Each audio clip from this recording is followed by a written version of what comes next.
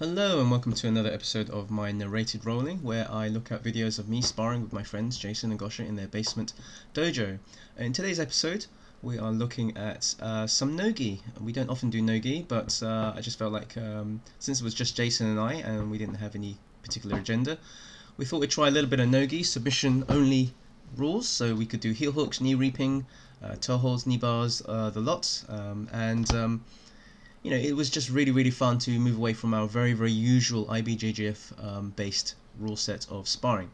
And I must say it was really nice to have the freedom to just put your leg anywhere, but also there was the danger that by doing so you're putting yourself into trouble sometimes. So we're going to look at my successes and my failures, it's all a learning experience. As I say, I don't play Nogi too often, but I do have a quite leg lock heavy game when it comes to gi based work, so it was interesting to see how I adapted that to the heel hook game.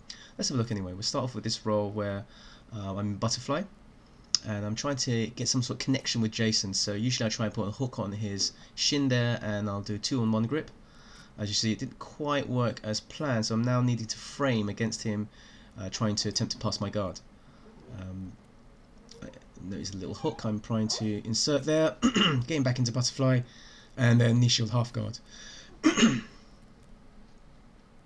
So we're playing this knee shield half guard for a while now. All the time I'm very conscious with my foot positioning that Jason can switch back and just attempt a toe hold or a heel hook or anything, or even just grab my foot, because we are now playing the rules where anything goes in terms of submissions.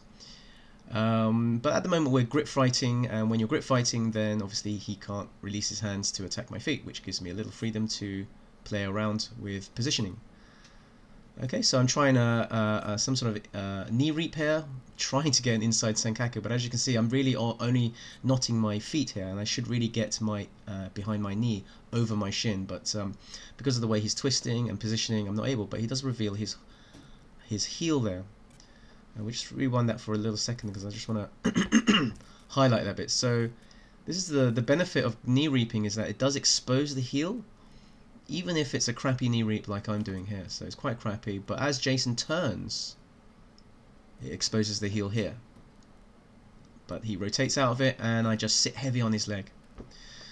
So when I sit heavy on his leg, he hasn't got as easy a route to escape, but at the moment he has access to my underhook, so he can underhook me and neutralize my attempts to dig for the heel and twist for that finish. So at this point Jason is doing a pretty good job of using ballet feet, pointing his toes, hiding his heel. I just can't get the dig. The fact that I'm laying heavy on his leg is good in that he can't escape very easily, but it means I can't really dig there's no space for me to dig for the heel. So as you can see I lose the heel here, and now we're grip fighting. So I figure there's nothing else to do, but I can roll over and we're here. Now at this point you can notice that I see there's a leg available to me. My very simple rule when it comes to leg attacks, if I can reach and grab a leg or a foot or an ankle, then there is a possibility of some sort of leg lock or leg attack. Pretty obvious really. But the thing that I've recently started adding into my game is to really clamp around the hip zone here. And when you clamp the hip, it stops him from escaping, because one of the big problems when people first start doing leg locks, any kinds of leg locks, even straight foot lock, is that people escape, and they escape mainly because they have mobility in the hips. So if you clamp around the hip, one side of the hips, it makes it much harder for him to escape.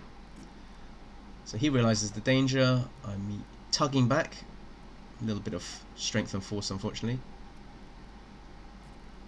You can't quite see it, it might just be out of picture, but I am trying to get the knee bar, my head on the inside of the foot, and it's only when I change my grip that I get the tap. So we'll just might rewind it a little bit. I just want to show you the grip. You can't quite see it on the video, but initially I just pull for the knee bar with both hands on the heel, which as you can see is not as effective. You're not getting, although you're at the end of the lever, I haven't got power. So when I pop my head there, I pop my head around on the other side of his foot, which is on the inside. So we call this lying on the pillow. So you treat your opponent's foot like a pillow. So you put your ear to his head there, which as you can see here. And then I change my grip to a rear naked choke grip. So my hand should be placed on the heel there. You can't quite see it. And then you have power to just do the little hip extension for the tap. So I get the tap there. So that was quite a nice little interchange. I'm going to fast forward to, let's have a look, 12 minutes. There's some, oh yeah, at 12 minutes there's some nice defensive work here. So Jason's on the aggressive path, and I'm trying to use the Priit 5 position defense system just basically to save myself from being defeated here. So we go to 12 minutes 40. And let's have a look at this bit of the roll here. Okay, so butterfly, just playing around with grip fighting, and I'm into grilled chicken. So grilled chicken is just bringing your knees close to your chest and pointing your soles of your feet always at your opponent. Didn't quite work, so I'm straight into running man. Now Priit's been analysing some of my videos, so he's told me that my running man needs to have the knees closer. So here I'm not really doing that. I've completely forgotten. So Jason was able to get an underhook underneath my running man and roll me over. Not to worry, I've worked out a system where I can at least just trot in and avoid any of the worst damages, and I turn into hawking position. And there's a baby bridge. I'm out of there. He's still fishing for the underhooks, so I didn't do a great job there. So a lot of my problems is when I'm transitioning, I expose my elbow a bit, which was something Priit pointed out on one of his analysis videos. So here I bust out baby bridge, and there. So that is a little problem I have when I go to turtle. I tend to leave my elbow open, which, you know, most times to most people, if they're not familiar with these positions, escaping positions, they don't exploit it. But here Jason's so familiar with me doing it because I do it week in, week out with him. He exploits the hole there. So he grabs for the underhook. Again, not a disaster. It's not the end of the world. So I still feel I'm in a good turtle position, but it narrows my options in terms of what I can do. He's taking a weight off, so he knows that I'd like to sweep from there when I grab his hands. We're doing a little bit of grip fighting, which you can't see from the turtle there. But I'm not happy being here. I don't want to stay here. I don't feel this is a position where I can counter-attack because he's taking his weight off, and he's like, you know, he's very canny with his grip play here. I switch into kind of like a modified running man. It's not the best really.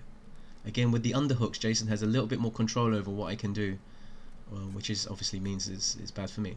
Back into turtle. This time I close the underhooks there. I close any hole here. I'm wearing black, unfortunately you can't see everything there. So that was a nice little thing which in the past I would have suffered from. Jason likes to grab around my ankles, which is a weak spot when I've been playing the turtle.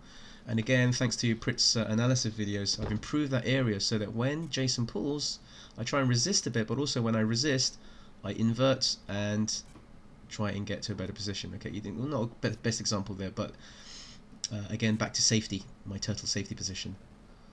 So it was an interesting reversal attempt there from him, but now I'm into panda. Now the problem with my panda is I have only got one leg out. I couldn't get that leg out because he was leaning on me. So I'm very unstable on one side. He tries to go for the back, and I go switching straight into defensive mode, hiding my underhooks, and I'm hawking from here, going into hawking. So when somebody takes your back and you time it right and you go into hawking, it's very irritating. It's like they don't have the best back control over you. So it looks almost like you're half escaping. You see I'm crunching on one side. I'm protecting the underhook here. My footwork should be better here. I'm kind of like in this sort of double leg position here. But he doesn't have my back. You see the distance between my back and his back is all that distance. So hawking is proving very helpful in my back escapes, or at least thwarting his attempts to grab my back. Now something really cool happens coming up. There we go.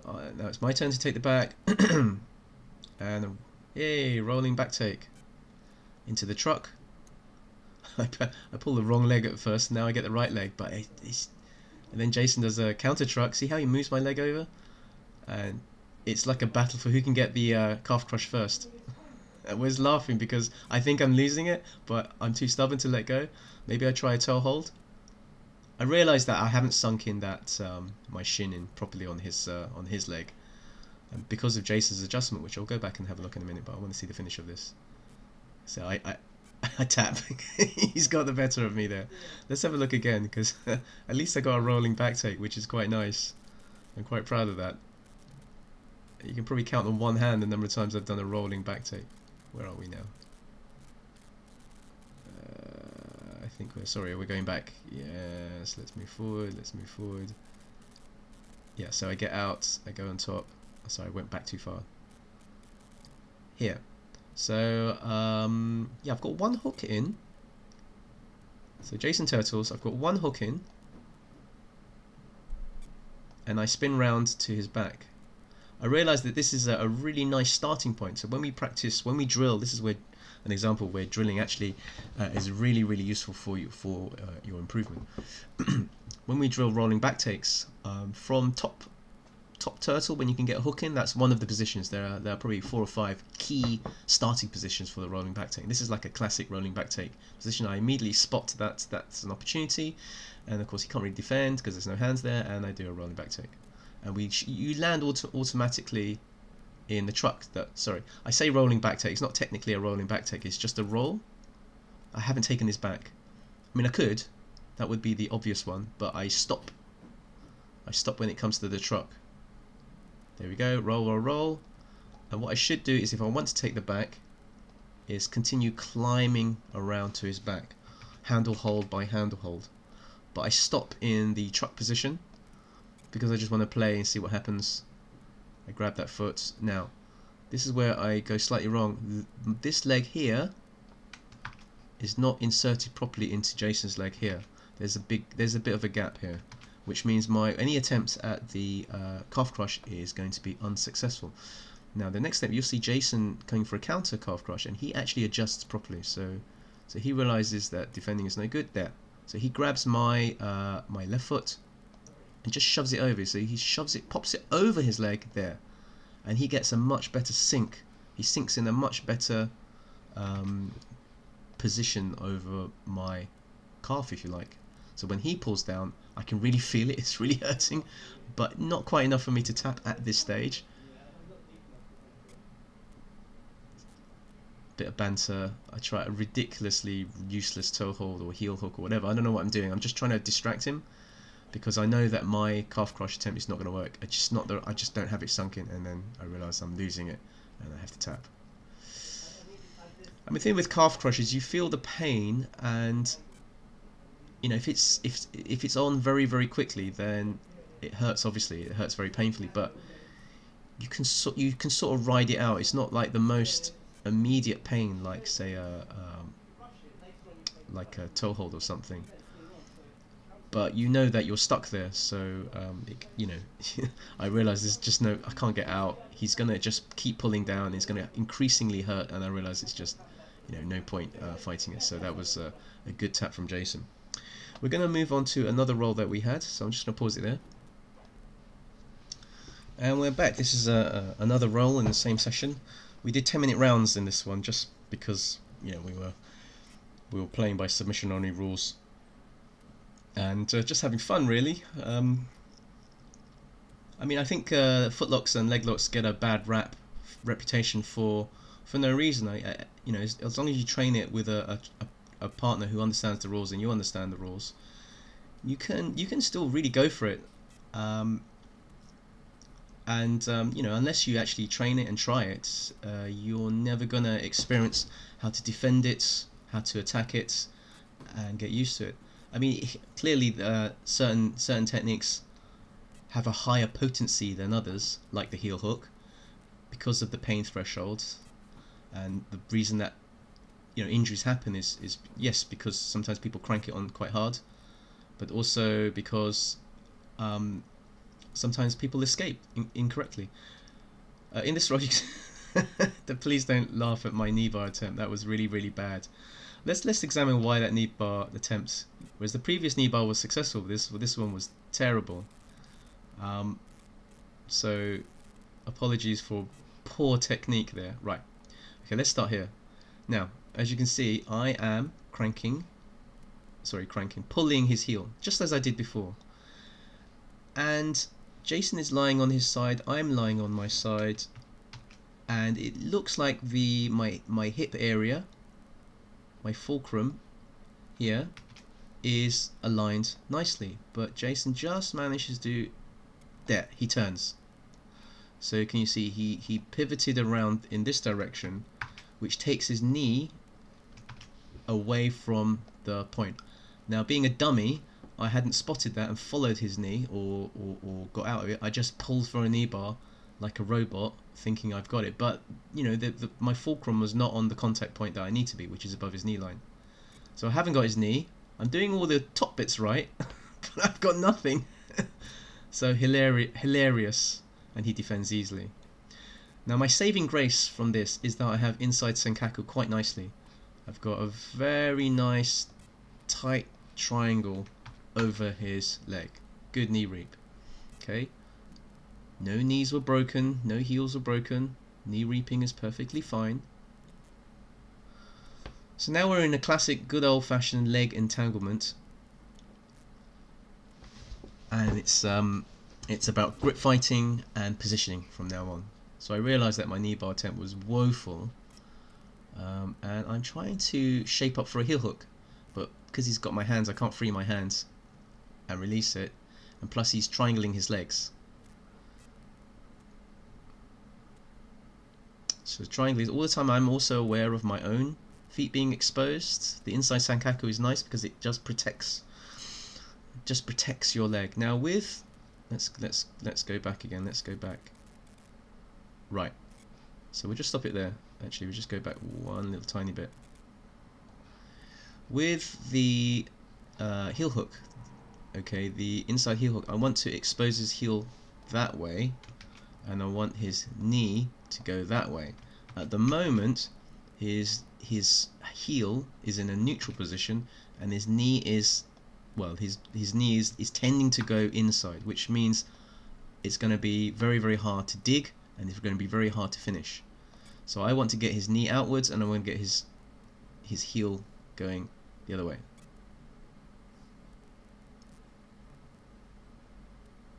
And Jason's doing a good job by turning in, hiding his knee line, and therefore you can see how as he turns his knee in this direction, his heel naturally goes there. So it's hiding underneath my body, which is not the direction I want. I want it the opposite. And I'm sort of conscious of this. So I'm trying to see, I'm pulling on his knee to rotate it outwards, and that exposes his heel. So I was just rewind it a second. I'm pulling here on his knee, like 50-50 style. I'm just trying to pull it outwards so I can get a bit more exposure of that heel, and then I can try and dig for it. But he goes back inside, so it's very frustrating back and forth here. Again, that inside Sankaku really helps me. This, you know, no matter where he rolls, I'm always going to have that knee reap positioning, protecting my legs and helping him. There we go. I isolate the leg. Frustrating. I think yeah. So he turns his knee inwards, quite rightly, place it central, and then I give up on the heel hook, and I do the corkscrew footlock, and I get a tap there. I'll just look at that again. And again, it's you can be too focused on one particular finish, and not just two leg locks. You could also talk about upper body attacks. You know, some people love their arm bars, some people love wrist locks, some people love chimeras, you know, and they'll hunt for that one single thing. And of course, if you keep doing that repetitively, that's what makes you really, really good at that one specialty. But it's always good to have a plan B. And I would really urge people not to almost like be good at two different things. Be good at a plan A and plan B. Be like experts. Well, I say experts, but you know, really work on both aspects. So for in this case, I was trying to do a heel hook, as you saw, rather unsuccessfully, because I just couldn't dig that heel out, and his knee was facing the wrong way. And then for safety, Jason planted his leg in the center of my body here, and that's actually the perfect position for the corkscrew toe hold. And we'll just step by step. So with the corkscrew toe hold, I place it in that sort of sweet spot right by my tummy line. I reach on the outside arm with the inside, do a gable grip, and I use my upper body to twist in that direction, and you get a really painful tap. Like I was saying earlier about pain threshold, you don't quite get that pain threshold with the heel hook, but I can guarantee if one of us puts this corkscrew toe hold on you, you have to tap. It's just so painful.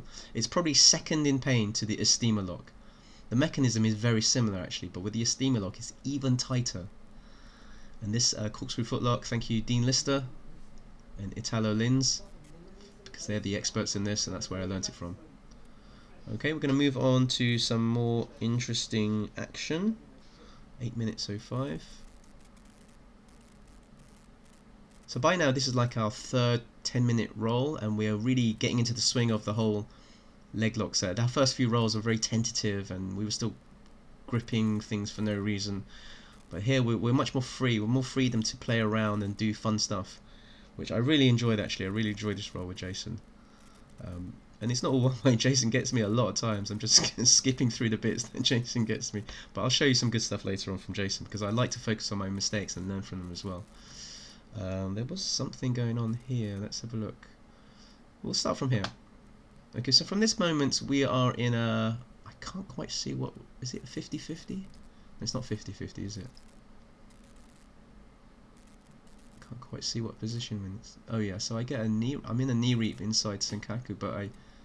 There, so that's the inside Senkaku, which is nice, but he reaches through, somehow frees up that outside leg, and then we're in a sort of a very neutral position. Yeah, I'd say this is pretty neutral. So we're both going for... I'm going for a heel hook. I don't know what he's doing. So my heel hook isn't really doing anything until there. So let me just focus on that. That was an interesting bit. So we'll stop it there. So you can see me there. So you can see I'm going for a heel hook. I've got heel exposure. I have, let's say, a half of an inside ashi, and he's got control of this, which not really doing anything because I don't think he can get a full lock. The worst he can do is crunch my toes, which is painful, but I'm used to it because Jason does it a lot, and that's legal, by the way. You can, even in the gi, apparently you can just crunch the toes for a tap, which is the equivalent of bending your fingers back. But I don't feel worried about this. I've got pretty tight triangulation on his right leg there. But I dug the heel up, so the digging mechanics worked, but I couldn't finish. You know, was it something to do with my hip? Was it something to do with my grip? And I realized that when I cup my left hand over the heel, I can get much more leverage. So I cup over much more leverage. You see me pulling it, and it's quite a, you get much more rotation, and of course that's the finish done with the heel hook. Really, really nasty. Now, I asked Jason for feedback. How did it feel for him? He says, he felt a very intense pain on his ankle, and that's obviously a good warning sign. You don't want to carry on, or you certainly don't want to spin out of it. The inside Sankaku would prevent him from spinning anyway. But anyway, that was a nice little heel hook. Now we're going to look at Jason getting one back on me. Let's have a look. 9, 12. What's happens there? Jason gets up. Let's move on to... Oh, he does get me there. There we go. So he gets one on me. Let's have a look. Let's start from here, okay? So I'm trying to resist his attempt to grab my leg, so I stand up. It's not quite working. It's not quite 50-50. I just got some sort of... he's going for a straight ankle, but then he's reaching around for the heel. Trying to expose my heel. I'm desperately trying to get my knee line to the outside of his leg by a tap. So he gets... So again, he does a similar thing. This heel hook, I think, he just used his fingers. You see Jason reaching around here. He gets his fingers on the heel, which allows him to really pull for that leverage. Let's have a look. No. It's a classic heel hook. He's just, I think he doesn't get a gable grip because I've got his other arm. Oh, he does. Unfortunately, you can't quite see it, but I remember it from the roll that it was a heel hook, and so we were 1-1 on that one. It's very nice. We're going to finish up with our rolls with just something else. I want another highlight. One of my favourite leg entanglement positions is 50-50. So I used 50-50 a lot throughout all our rolls. I just didn't highlight it. But in this case, it goes wrong for me. So let's have a look how. So blah blah blah blah blah. Let's have a look. Yeah, I get 50-50. But he bends his leg and he gets really good pressure, and here we go. So I just wanted to highlight there. So this is a successful, I suppose, way of neutralizing the bottom player's 50-50. Look at that hip elevation here. So he gets his hips over my hips and his head over my head, and it's very similar to a stack pass. It's not quite the same pressure as being stack pass, but you get that experience of being stack pass. My hips are neutralized. I can't. I mean, don't believe me. I was trying to sweep him because you would sweep or you would pendulum your leg so he would fall back. That's the beauty of 50-50 from the bottom. But in this case, he neutralized. Plus, he had a grip around my upper torso and was able to really put pressure on. There, see, I think it was even going for something around my neck there. And he was neutralizing my hips, so I had no momentum. I had no ability to sweep him from 50-50. Even when I let go of my leg, I was trying to pendulum. See the pendulum? Nothing was working there. Jason called it a leg drag, but it's not quite a classic leg drag, but because he's got entwined. I can't remember, did he tap or did the time run out? Did I tap? I can't have tapped. No, there was no tap, it was just the time ran out. Thank goodness. But I just wanted to finish off there because it was a really interesting way, because I thought my 50-50 sweeps from the bottom were fairly decent against Jason, but he found a way to neutralize my hips and therefore stop me from gaining any ability to pendulum my leg and sweep him back down to the ground, which is a classic sweep from the 50-50. Anyway, we had a lot of fun, really enjoyable, and I definitely want to make that more of a regular thing when I spar, certainly with Jason. I'm not sure Gosha's really keen to do that kind of leg lock game, and in any case, she's got competitions coming up. By the way, well done to Gosha. She won the bronze medal at the Dorset and Hants Open. She just on a whim decided to debut her first ever competition and won a bronze medal. She submitted one girl, lost to another, but all in all, a very good day, great learning process. I just watched the videos. She did a great job using a lot of the things that we've been training in our sparring sessions. So shout out to Gosha. And that's it. That's my running footage for today. Bit of Nogi, bit of heel hook, bit of knee bar, some fun things there. Lots of fun things. So thank you for watching.